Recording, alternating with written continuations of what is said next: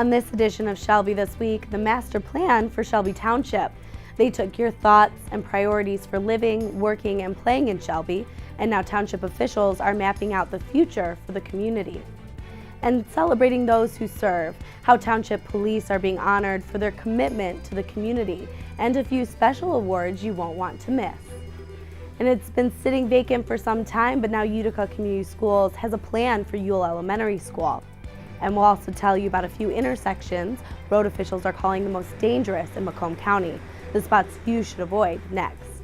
All of these stories and many more right now.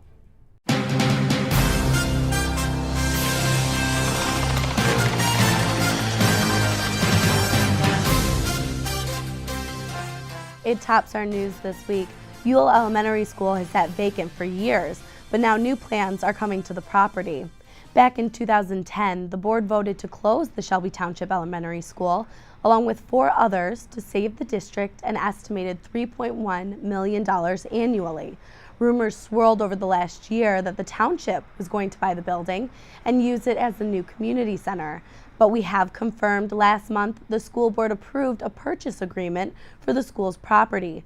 Right now, they're going through a period of due diligence, but there's not yet been a closing on the property.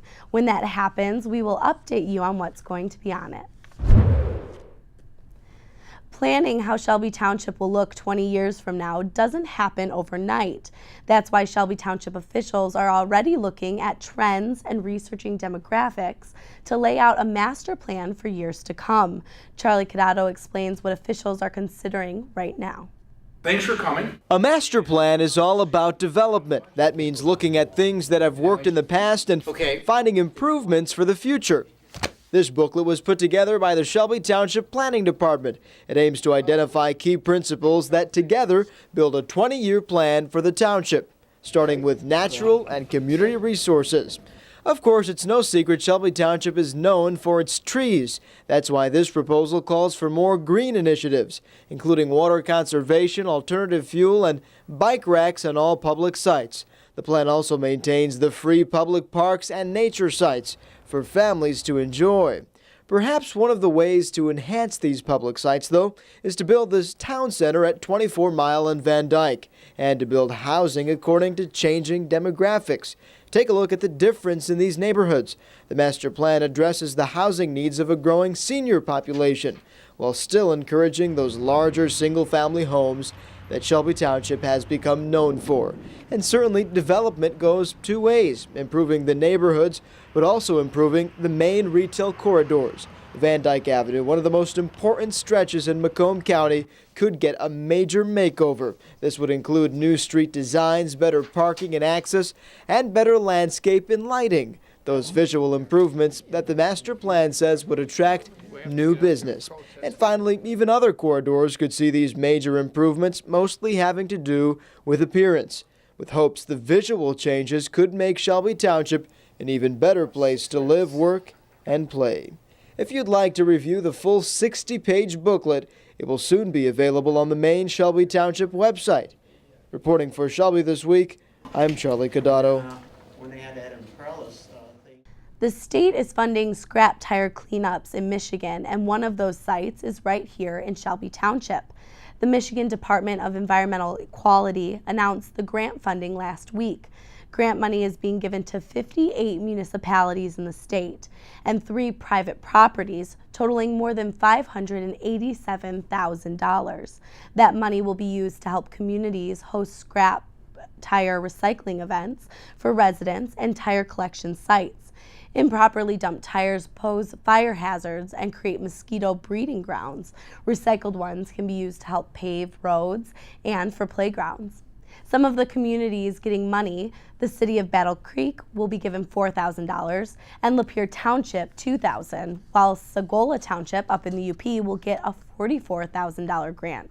Closer to home, the Greater Detroit Resource Recovery Authority will get $80,000, but the biggest amount being handed out is a private property called the Robert Pence property here in Shelby Township.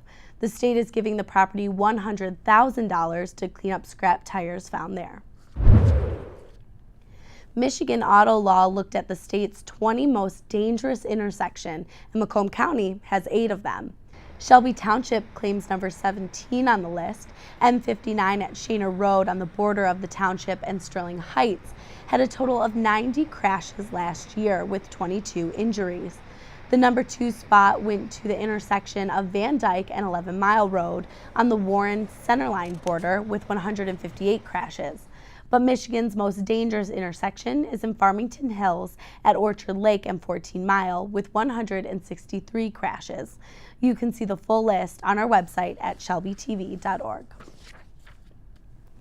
Spring has sprung and April showers came a little earlier than expected, but all that rain we've seen in recent weeks has many residents in Macomb County holding their breath. Despite the heavy rain, Public Works Commissioner Candace Miller says no sewage discharge has been necessary due to the collapsed sewer interceptor in Fraser. The excessive rain did force the sinkhole bypass on 15 Mile to operate at full capacity for a short time overnight, but was able to handle the extra flow and did not have to dump any sewage overflow into the Clinton River or any area basements. But Miller and her department are now concerned for another reason, which is ragging. Ragging is what's being described as residents flushing inappropriate items down their toilets, like wipes and makeup removers. Crews were out every few hours cleaning out the wipes. Miller says even products named flushable are not because they don't biodegrade in the sewer system. Miller has launched a public information campaign about ragging and the importance of not flushing wipes and other things into the system.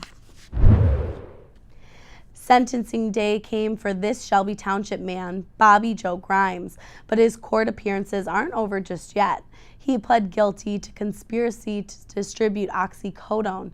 He says he stole more than 4,000 pills from pain clinics in Detroit area and then shipped them to a drug ring in Tennessee for a payout. He was sentenced to 5 years in prison. He will then serve 3 years supervised release, and 500 hours of substance abuse therapy was recommended by the judge. But you may remember Grimes from this barricaded gunman situation we covered back in November of 2014. He held police at bay for 2 hours inside a home on Greenview Street near Ryan and Auburn Road. He shot at police, but no one was injured. In this case, he will be back in court, this time in Macomb County, this month. Grimes is facing several charges, including attempted murder, punishable up to life in prison. The Shelby Township Police and Fire Departments are going up against their rivals in a basketball game for charity. Well, I'm just going to say we're going to win this time. They'll team up with Utica Fire and Police for the 3rd annual Charity Basketball Taste Fest against the Sterling Heights departments, and the fire department is already gearing up for the big game. It's a lot of fun to go play other fire departments, other police departments. It's good camaraderie. It's a good way to get out and get the people out there to watch us and raise money for charity. And when asked who was going to win, he gave a pretty good answer. I'm hoping to win. It'd be nice to actually win for once and get some bragging rights out of it. The game is on Thursday, April 13th at the Parkway Christian School, and proceeds go to the Henry Ford Cancer Institute. For more information, head to our Shelby TV Facebook page. It's almost like the Oscars, but instead of the red carpet, at this award ceremony, there was a lot of blue. The Shelby Township Police Department held a banquet for their annual police awards. Many officers and department employees were honored, but our Stacy Sansatera also gives us a glimpse at another group of people who were honored, your neighbors and coworkers who you see in your everyday life.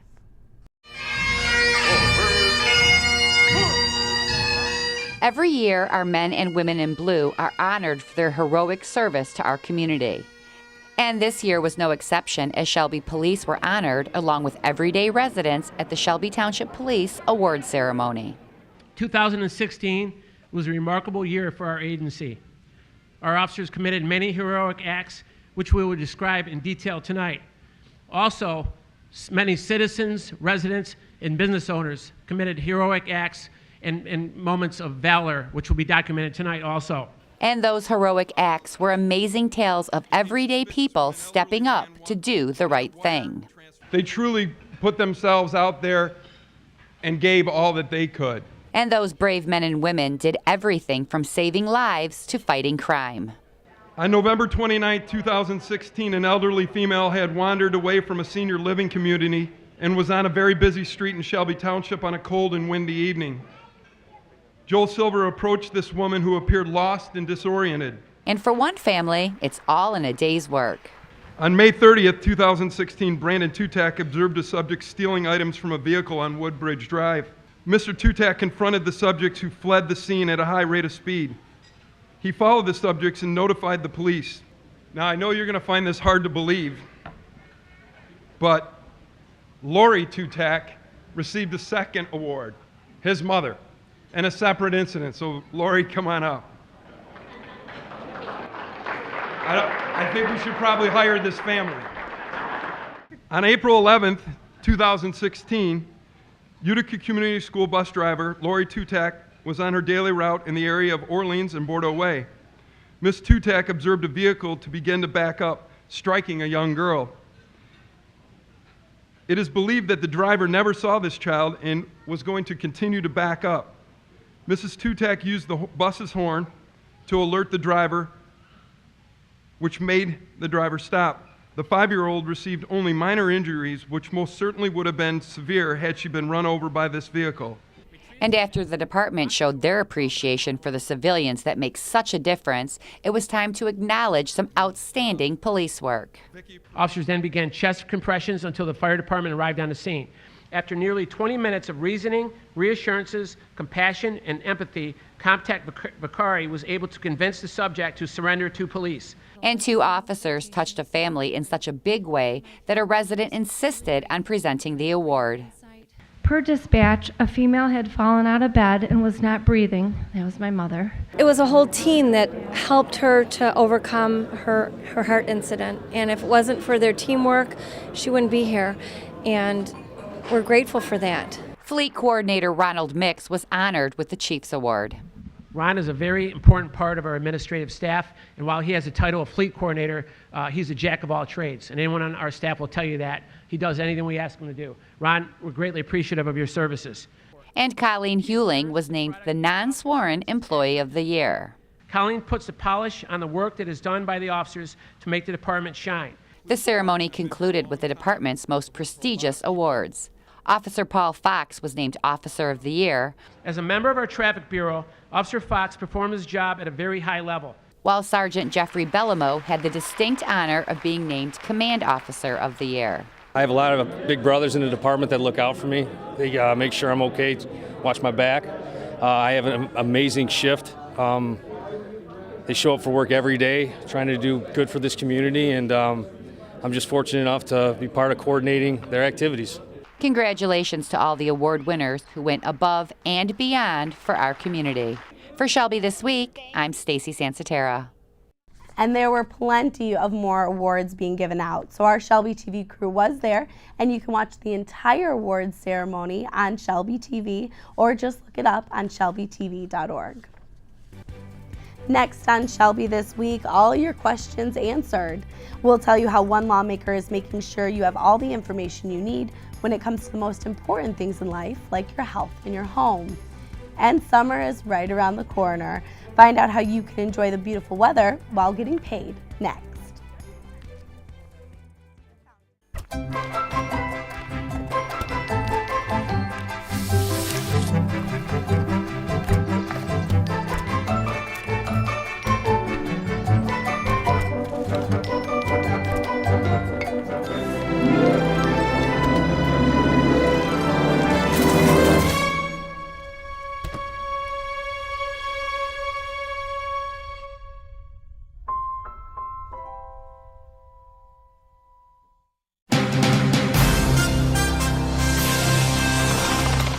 Insurance is complicated, so one lawmaker is setting a date to help you understand it and ask questions about it.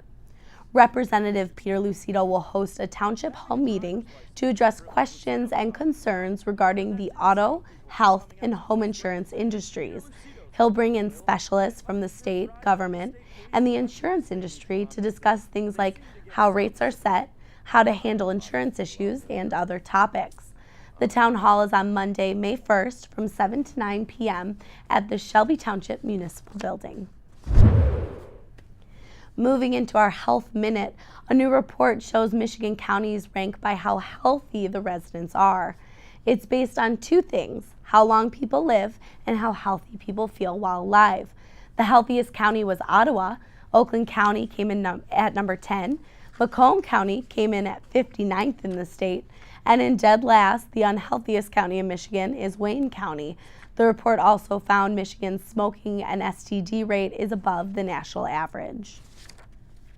Also in health news, there's been an increase in hepatitis A cases reported in Macomb County. The state health department says it's happening in Oakland, Wayne, and Macomb altogether. 107 hepatitis A cases were reported between August 1st of last year and last month. That's 8 times the amount of cases from the same time period in previous years. 2 people in the state died from hepatitis A as well. 18 of those cases were in Macomb County, none of them deadly. But this is a dramatic increase from the usual 5 to 10 cases we usually see. Hepatitis A is a contagious liver disease from the virus. It's usually spread when a person eats something contaminated by feces from an infected person. Doctors say it's important to get vaccinated, which is available at area clinics. And lastly, in health, this one might be a little unsettling for any germaphobes. All that time you take covering the toilet seat in a public restroom with paper is wasted. It was once believed that you could catch a gastrointestinal bug or a sexually transmitted disease from a toilet seat. But researchers at Vanderbilt University's Medical Center say that's untrue. Bacteria found on toilet seats are common skin microbes that people already have, and they pose little risk. So the paper is really more for your comfort. They also pointed out every toilet flush puts germs up in the air, and in some cases up to 6 feet, which means the toilet paper itself is already germy. So whenever possible, flush with the lid down. All right, now moving on from the health news. This summer, why not enjoy the weather and get paid to do so? The township has plenty of part-time seasonal jobs open and ready to be filled. Jobs include grounds and maintenance work, concession operator, and a recreational aide. If you're interested in working for the Parks and Recreation Department or the Department of Public Works here in Shelby, head to the township's website at ShelbyTWP.org. Utica Community Schools is boasting its graduation rate as it continues to improve for the 5th consecutive year. The Center for Educational Performance and Information released an annual report of the rates. UCS earned just over a 93% rate for 2016, and that's an increase from 2015, which earned a rating of 92.44%. UCS outpaced the state by 13 percentage points. In the state, the student graduation rate declined slightly with an average of 79.65%. Facebook is making it easier to get in touch with lawmakers. The social media site launched a new feature called Town Hall. It allows users to easily locate, follow, and contact their local, state, and federal government representatives. It also will now send you local election reminders for the first time to encourage Facebook users to vote in state, county, and municipal elections. To find Town Hall feature, look in the Explore section of your newsfeed on your computer or the menu section of your Facebook app on your phone. This will put you in better contact and to reach out to your local politicians through their Facebook page. Still ahead on Shelby this week, out of a job and into retirement. One of these crayons is getting shelved for life by Crayola. Find out which color next. And who doesn't enjoy a harmless April Fool's prank? We'll tell you about one local teacher's joke that's gone viral right after this. I rescued Toast from a shelter in 2011. When I walked into the shelter, I knew she was special.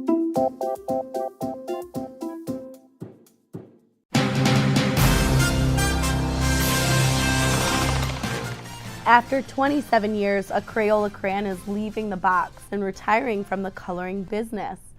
The color dandelion, or yellow, is being replaced, and it's not just being cut from the 24-pack, but from all boxes of crayons.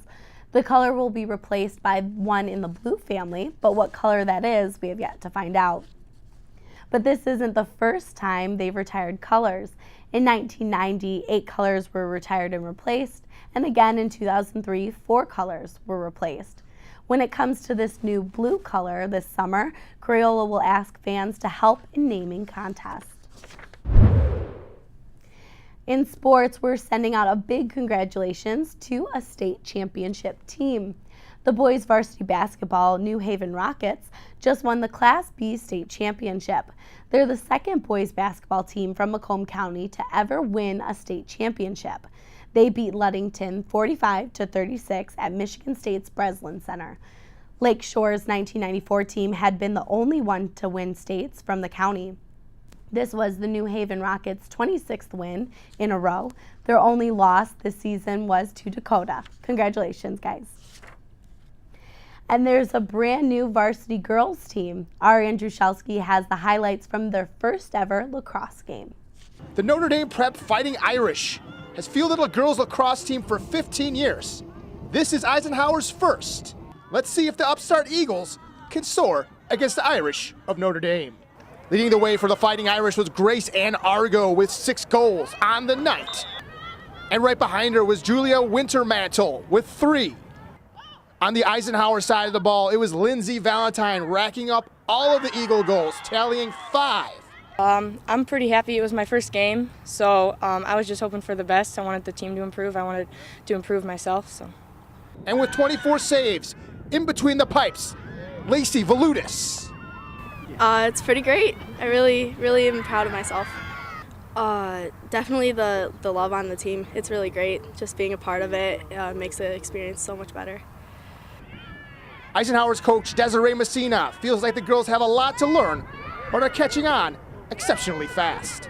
We learned a new defense 2 days ago, and they came out there and executed it beyond my wildest imagination. They just did so well. They took everything. They're like sponges, this team. Like unlike any team I've ever coached before. They take in all the information and they actually relay it into their play. And they did so well. I can't help but be so just filled with joy when I see the way they play, because they take everything in stride and they just work to get better and better and better. And they definitely got better from even the last game last week to today. It was night and day. They did so well. Even though the team may be lacking experience, they're always up for a challenge. Our only girl that's played lacrosse has been gone for the past 2 weeks, so considering like all of us are first year, it's been a challenge, but we've improved a lot and quickly, considering it's our first year. You know, it's been challenging. I came into it kind of knowing that it would be, a brand new, fresh thing. None of these girls, I think we had one girl that ever had any lacrosse experience before the season, so it was brand new to all the girls. I knew it was going to be a difficult thing, but lucky for me, these girls, they all have an athletic mind, and they've made the job so much easier than it probably should be, honestly. Eisenhower does have the players with 30 on their roster compared to Notre Dame's 17.